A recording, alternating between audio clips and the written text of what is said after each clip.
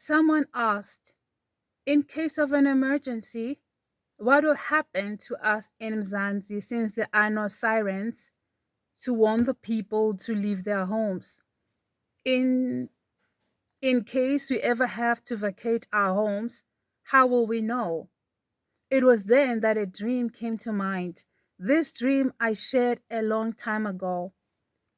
So, yeah, I don't know why didn't I remember this.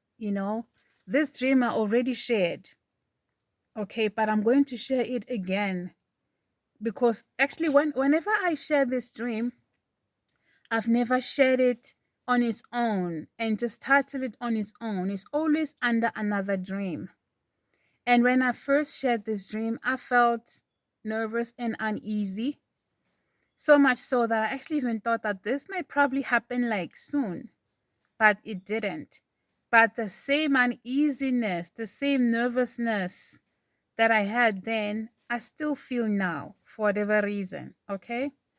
So this is the dream. And I'm surprised no one picked it up from my dream to say, hey, remember you shared a dream on this date?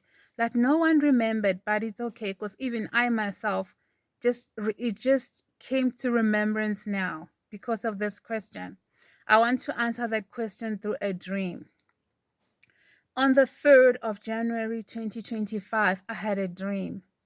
I dreamt that I was in the East Rand in Vosloorus. It is under Boksburg. For some of you who do not know where Vosloorus is, it's a township. So it was during the day and it was a normal day. It was then that we heard a commotion of people. These people were just passing, but you could tell there was just something off in the air. So we all naturally ran out of the house out of curiosity. We saw people walking on foot. There was no cars on the road. So where I was is one of the busy roads. Okay. So we saw people walking. Most of them had no bags. Only a few people had bags. And when they saw us, they were like, you need to leave now. You need to leave now. And they looked like they'd been walking for a while. Okay. And as they said this, some of them actually walked into our home and they just came in to just take a break. Some needed the bathroom, some needed water, some just needed to rest, you know?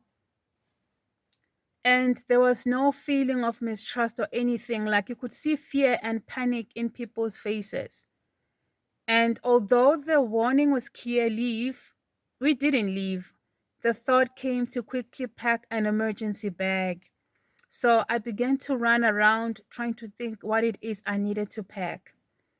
And thereafter, I heard commotion in the living room. I went to check and I realized that there was a hole in the ceiling. I couldn't understand for the life of me how did that happen. So it made me wonder, like if there is a hole in the ceiling, what's off the roof? Like where is the roof? What happened to the roof tiles? Like how strong is this wind? Like remember guys, we went outside to see the people. We come into the house, I start packing. Not long after, the strong winds have already begun to pick up. Now they were destroying roofs. Like it was sudden. Okay, so I remember I went back to packing. And now come to think of it, I was just packing a little bit too many things because I remember I already had a bag that was packed and a refuse bag, and I was already holding another bag just trying to pack. My mind was like, take that, don't forget this, you'll regret not taking this. That's what was happening in my mind, okay? And that's a warning for someone. When it is said leave, you need to leave. When it is said leave, you need to leave. It's okay to just leave with your phone. It's okay to just leave with your phone. Okay? More so because as South Africans, most of us, we know our ID number. So don't be caught up about getting documents. When you have to leave, leave. Okay? So I was busy trying to pack quickly. And then the next thing, I do not know why the lights were on because this was during the day, or perhaps it went dark. I can't remember that part. But I remember the lights were on. So the lights began to flicker. So they'd go on and off, on and off. Someone said, guys, the power is about to go out. And then the people who had come to seek refuge in our home, those who had come for a short break, they began to leave. This made me anxious. I was with a family member and I said to her, my plan was for us to pack and then quickly go to your place and help you pack. Looks like we are not going to be able to do that. I'd rather you just leave. We will meet on the main road. She agreed. So she left.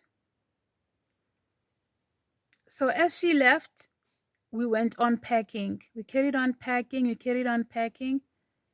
And then I remember as I brought the bag to the living room, there was no more holes on the ceiling.